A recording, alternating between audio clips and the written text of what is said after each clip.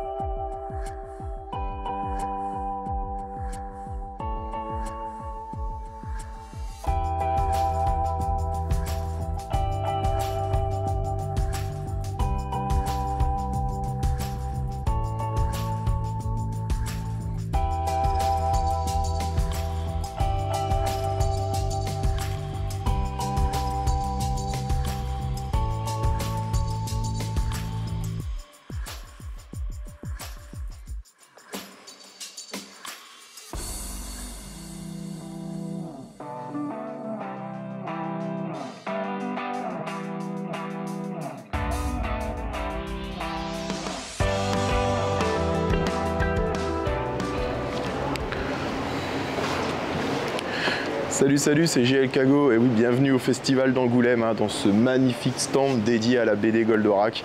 Il est vraiment magnifique, j'ai essayé vraiment de vous le filmer de la meilleure manière possible et j'espère que ça va rendre bien parce que franchement ça le mérite.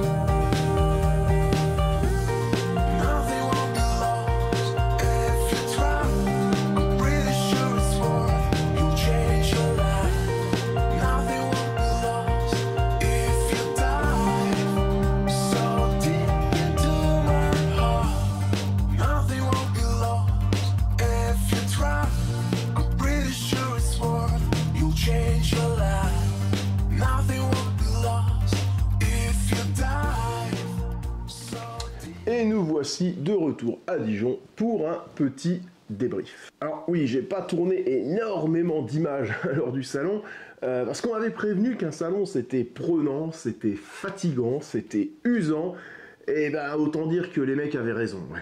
Mais par contre, quelle aventure! Je remercie dans un premier temps Kana et toute l'équipe avec qui j'ai travaillé, et vraiment tout particulièrement le binôme, mon binôme, Cham, avec qui donc j'étais sur le stand de la BD Goldorak pendant 4 jours, et je peux vous dire qu'on a cravaché pendant 4 jours. En gros, notre taf, c'était d'apporter des renseignements aux personnes qui le souhaitaient, de vendre les BD et de faire les tampons lors des séances de dédicace. Alors vous allez me dire, des tampons? Alors les tampons, en fait, c'est ça, tout simplement, voilà. C'est ces choses-là qui servent, en fait, pendant les dédicaces, à apporter déjà un premier support, en fait, aux auteurs. Comme ça, les auteurs, eux, ils ont juste tout simplement à repasser dessus, à refaire les traits, et à y mettre des ombrages et de la couleur afin que ça aille plus vite et que tout le monde puisse repartir avec un dessin super cool. Parce que si jamais il devait faire un dessin complet à chaque fois, il ferait 5 dédicaces en 1h30, quoi.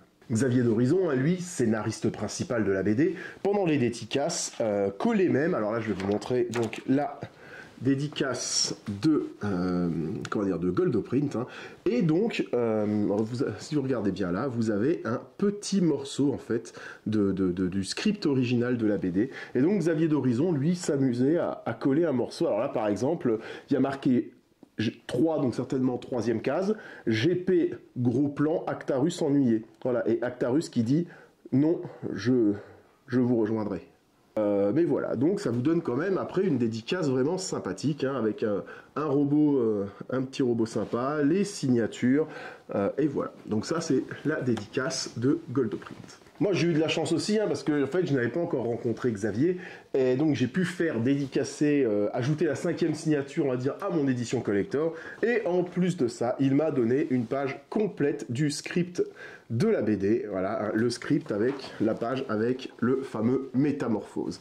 Donc bah, je suis plutôt content, on va dire, une page complète du script original de la BD. Ça fait plaisir.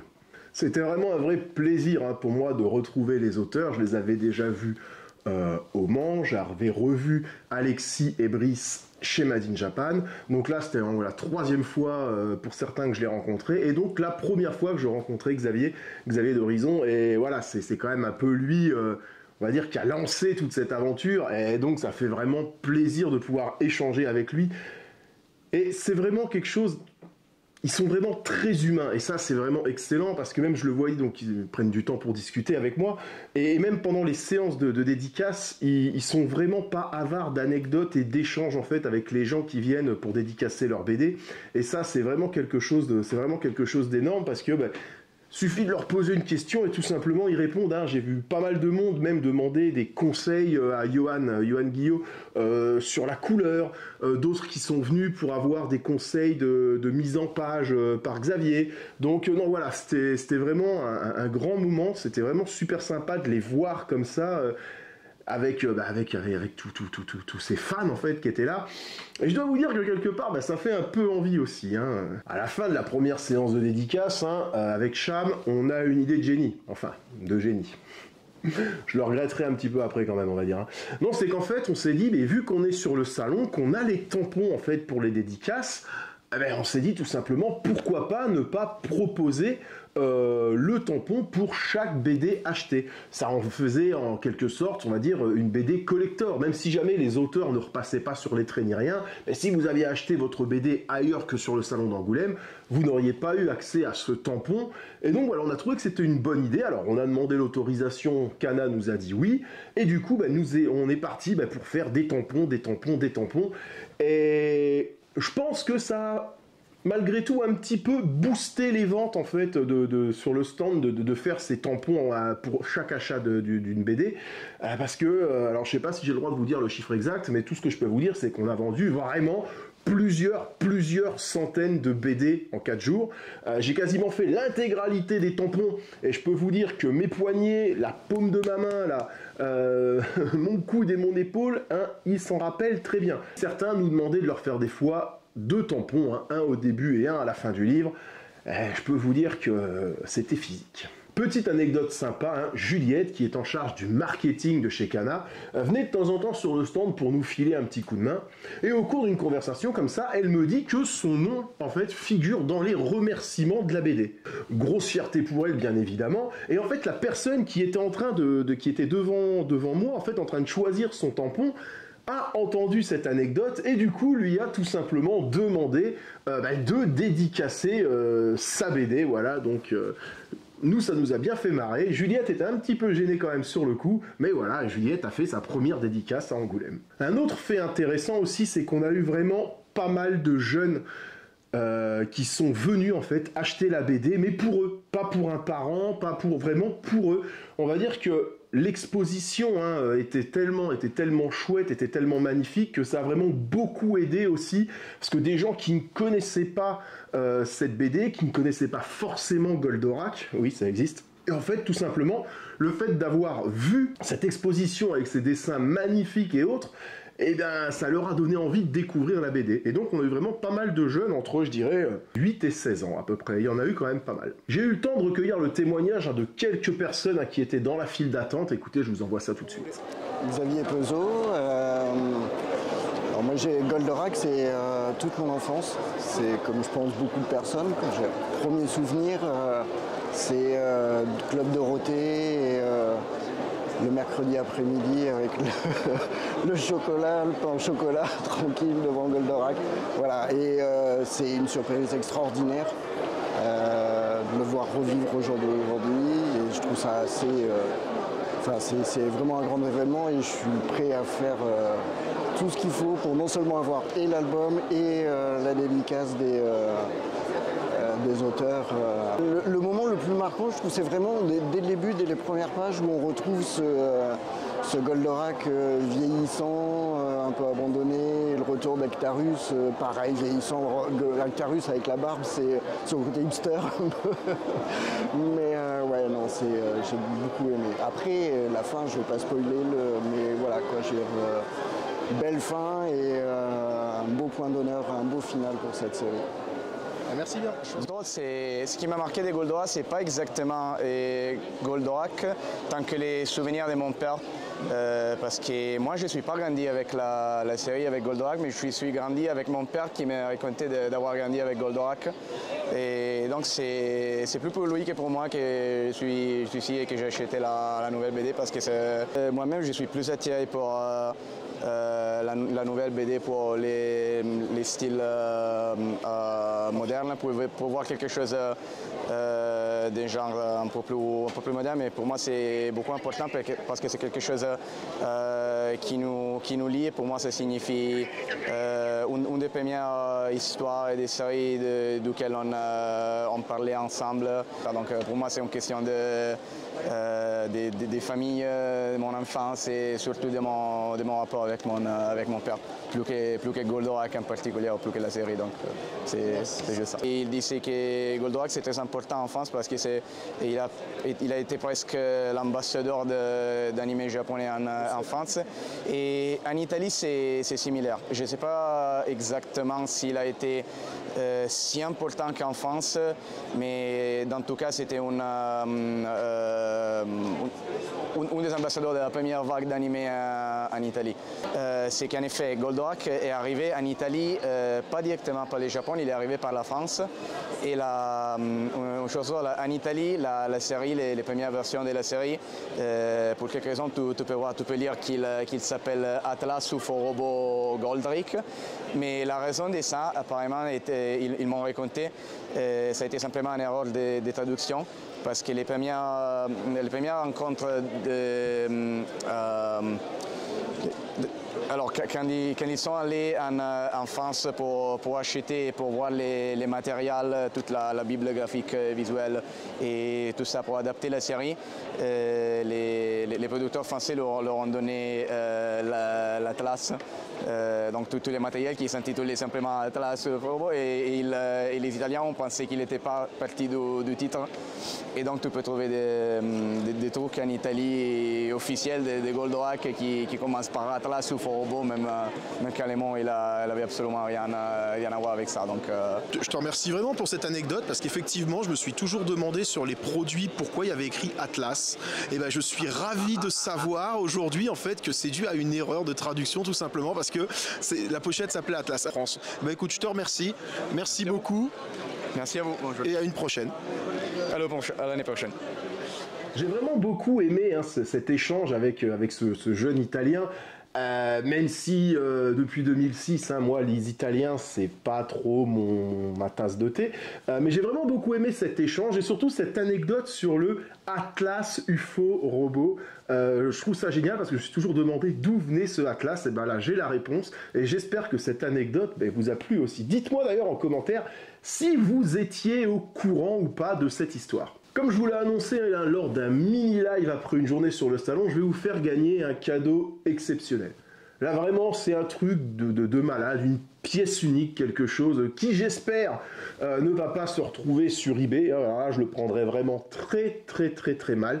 Il s'agit de Shikishi, voilà les choses qui sont derrière moi. Parce que là voilà, alors j'avais annoncé à Carole que je lui offrirais celui de son choix, donc elle a choisi Goldorak. Donc à gagner il va rester le Actarus et le Phénicia.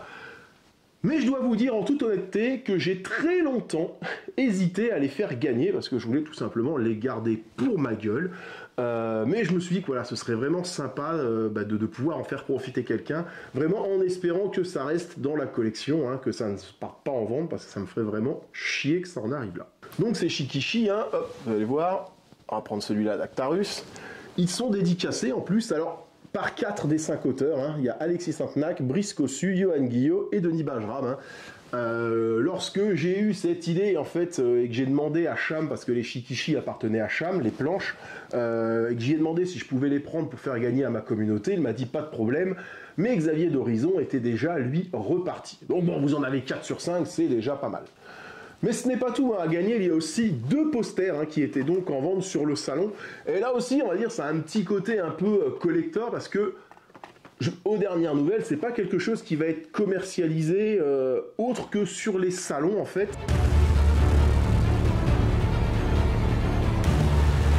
Donc ça aussi, c'est à gagner. Il y a quand même un petit côté collector aussi là-dedans. Il y avait un stand aussi, hein, un petit stand d'une entreprise française qui s'appelle manga.io. Et en fait, manga.io, c'est un peu le Netflix du manga. En fait, c'est-à-dire que ça fonctionne de la même manière. Vous payez un abonnement au mois. Ça doit être aux alentours de 6 €,, je crois. Et vous avez accès à... Alors, ça débute, hein, mais vous avez accès à plus de 80 titres, de plus de 80 mangas. Il y a au total près de 1400 heures de lecture, d'après ce qu'ils disent. Hein. Et du coup, voilà, j'ai ce petit pass, il y a un petit code là derrière. Et donc, écoutez, voilà, je mets ça aussi en jeu. Alors, j'ai aucune sponsor avec eux, hein, mais j'ai trouvé que c'était un concept intéressant, on va dire... de développer ce genre de choses, parce que c'est vrai que des fois on peut se dire mince, je sais pas si j'ai envie de m'acheter la collection complète de ce manga, du coup de pouvoir le lire en fait avant et ensuite de voir si on veut posséder les objets, moi je trouve que c'est plutôt une bonne idée. Donc voilà, manga.io, il y aura ça aussi à gagner. Voilà. Alors j'imagine maintenant, à l'énoncé de tous ces cadeaux, vous êtes dans les starting blocks, hein, vous devez avoir les doigts qui brûlent, avoir envie d'écrire le mot qu'il va falloir mentionner dans les commentaires pour pouvoir participer. Eh bien écoutez, je vous le donnerai plus tard. J'ai aussi, comme vous l'avez vu, fait 2 apparitions sur la chaîne Twitch d'ADN. Super expérience pour moi. Alors la première, je vous l'ai déjà partagée, hein, c'est la vidéo où en fait je présente l'exposition. Chose qui m'a fait très plaisir en fait, c'est que Denis Bajram a repartagé donc cette publication avec vraiment une attention vraiment sympathique à mon égard, et ça m'a vraiment fait énormément plaisir. Voilà, donc merci Denis pour ça. Et donc dans le deuxième le deuxième live que j'ai fait avec eux, c'est pour parler de mon autre manga fétiche, hein. J'espère vraiment vous en parler très prochainement. Il s'agit bien entendu de Dai no Daibuken, hein, Fly pour les anciens. Petit passage aussi sur la chaîne Twitch de Kana. J'ai donné une interview aussi à la radio Zai Zai, hein. Je vous ai partagé le lien il y a peu, mais je le remettrai dans la description de cette vidéo si jamais ça vous intéresse. J'ai bien entendu fait mon petit passage sur France 3 qui m'a fait vraiment plaisir. Donc en termes de rencontres, en termes de tout ça, ça a vraiment été une grosse réussite pour moi, ce salon. Il y a juste eu une ombre au tableau. Hein, c'est que normalement j'aurais dû avoir la chance de rencontrer Monsieur Alexandre Astier. Oui, notre bon roi était présent à Angoulême pour une masterclass. Et en fait, il devait rencontrer Denis Bajram parce qu'ils ont un projet de BD SF à faire en commun. Et en gros, j'ai tout simplement demandé à Denis si jamais il n'était pas possible des fois de me choper 5 minutes comme ça pour essayer de me glisser et poser 2-3 questions à Monsieur Astier. Et il m'a tout de suite dit, écoute, il n'y a pas de problème, je vais voir ce que je peux faire. J'appelle Mathieu d'Abystyle Studio directement, j'ai fait écoute, fais-moi livrer une figurine en urgence sur le salon. Chose qu'il a fait très rapidement, parce que le lendemain, en fait, je recevais la figurine, et c'est quand même beaucoup plus facile d'approcher quelqu'un, je pense, comme Alexandre Astier, pour lui poser des questions, mais avec le prétexte de lui remettre une figurine, en fait. Hein, c'était vraiment un peu le cheval de Troie. Et du coup, voilà, donc Denis le rencontre le vendredi soir. Le samedi me dit, écoute Benjamin, à 16h, tu viens avec moi, on prend le bus, je t'emmène à l'hôtel d'Alexandre Astier et tu as 5 minutes avec lui. Oh putain. Ah putain, mais j'étais aux anges, mais c'était... Et il me dit ça, il était à peu près, je crois, 11h30 du matin. Cette séance de dédicace devait être à midi. Donc c'était quelque chose de fou. Et j'allais rencontrer Alexandre Astier, quoi. Et 2 heures plus tard, hein, aux alentours des 1h30, des 13h30, je crois, tweet d'Alexandre Astier ou sur Instagram, je ne sais plus, hein, annonçant que malheureusement il avait le Covid. Donc voilà, tout ça tombe à l'eau. Ah, je vous avoue que j'ai pas été bien pendant un petit quart d'heure quand même. Hein. J'ai la mine qui était comme ça, j'étais pas bien, hein. J'étais vraiment dégoûté tout simplement. Mais voilà, Denis Bajram m'a dit ne t'inquiète pas, il y aura d'autres occasions. Si un jour ça se représente, je te tiendrai au courant et je te ferai rencontrer Alexandre Astier. Merci Denis, vraiment. Alors vous allez me dire, Alexandre Astier, réalisateur, la BD, les auteurs qui ont déjà dit plusieurs fois que ça ne les dérangerait pas que leur BD soit adaptée. Voyez où je veux en venir, quoi. Hein. Alors, est-ce que pendant leur rencontre, hein, Denis Bajram et Alexandre Astier auraient parlé d'une éventuelle possibilité d'adaptation de la BD? Est-ce que ça pourrait intéresser Alexandre Astier? Est-ce que, voilà, qui je le rappelle est un grand fan de Goldorak? Écoutez, malheureusement, j'en sais pas plus que ça. Ou alors je sais des choses et je n'ai pas le droit de vous le dire. C'est possible aussi. Non, je rigole, hein, en fait, j'en sais absolument rien du tout. Tout ce que je sais, c'est que il est vraiment très fortement possible que cet échange donc sur la BD Goldorak et l'adaptation, pardon, a vraiment eu lieu. Hein. Ça, c'est quelque chose, voilà, qui ne m'ont pas caché. Donc voilà, vraiment affaire à suivre. Hein. Et si jamais l'affaire se poursuit, normalement, je devrais avoir des informations en priorité pour vous les transmettre. Écoutez, je pense avoir fait le tour un peu de ce qui s'est passé sur le stand pendant ces 4 jours.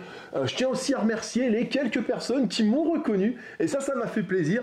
J'étais là tranquillement en train de faire mes tampons et quelqu'un arrive et dit « Mais j'ai le Cago, mais qu'est-ce que tu fais là ?» Alors là, je peux vous dire que ça fait plaisir. Hein. Il y a eu quand même 4-5 personnes comme ça qui sont venues me voir en disant « Ah bonjour, j'ai le Cago, comment ça va ?» Donc ça fait plaisir. Tous les soirs, après la fermeture du salon, hein, c'était restaurant. Et là, c'est pareil. On s'est régalé à manger dans des endroits top, franchement. Et la fin, le dernier repas, ça a vraiment été, j'ai envie de dire, l'apothéose. Malheureusement, je ne me rappelle plus du nom du restaurant, mais je peux vous dire que j'ai mangé comme un roi. Je retiens énormément de choses de cette expérience. Et vraiment, la plus marquante, c'est encore une fois de passer du temps avec les auteurs, parce que c'est vraiment des gens qui ont le cœur sur la main. Je veux dire, ils ont quand même tous un palmarès impressionnant au niveau de la BD. Ils n'ont absolument pas la grosse tête. Ils sont ouverts aux suggestions et autres. Hein. C'est vraiment quelque chose, ça c'est vraiment marquant. Parce que je vois, je feuilletais la BD en attendant que les dédicaces commencent. Et je tombe sur une case et je dis à Denis Bajram, je fais regarde Denis, je fais cette case, je fais pour en faire un poster, ça serait vraiment formidable. Et il regarde la case, il fait ah mais ouais carrément. Alors du coup il appelle Stéphanie je crois, il lui dit Stéphanie regarde et tout, faudrait qu'on fasse un poster avec telle case. Alors je sais pas si ça va se faire ni rien, mais voilà ils sont vraiment génial. J'arrive pas à mettre de mots là-dessus. Et pour vous dire aussi, c'est que donc Brice Cossu et Johan Guillot font aussi une BD en commun qui s'appelle Frunk. Alors attendez, je vous montre ça. Donc voilà, ils font une BD qui s'appelle Frunk, et en fait j'ai acheté les 4 premiers volumes à mon grand, et qui a bien entendu adoré, et j'ai demandé à Brice de pouvoir avoir une petite dédicace pour le gamin, et je sais pas honnêtement si le gamin va vraiment avoir cette dédicace. Je sais pas si je vais pas la garder pour moi, parce que, alors c'est fait sur un ex-libris qui était dispo là-haut, mais regardez la dédicace, voilà. Il s'agit tout simplement du personnage de Frunk avec la combinaison d'Actarus.